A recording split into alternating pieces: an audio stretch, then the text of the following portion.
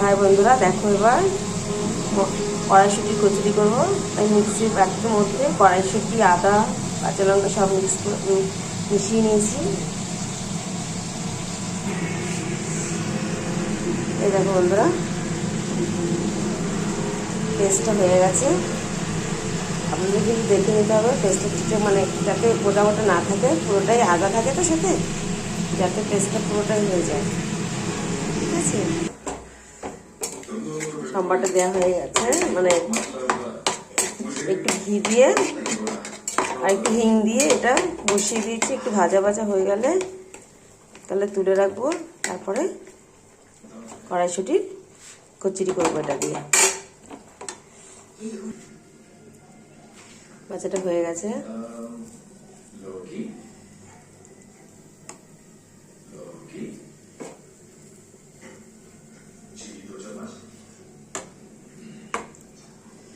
ওটাই হয়ে গেছে।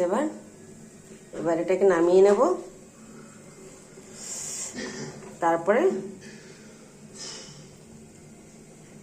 ময়দাটা মেখে ওর মধ্যে দিয়ে বেলে ভাজবো। পুরটা পুরো রেডি হয়ে গেছে বন্ধুরা। ঠিক আছে, টাটা বাই বন্ধুরা।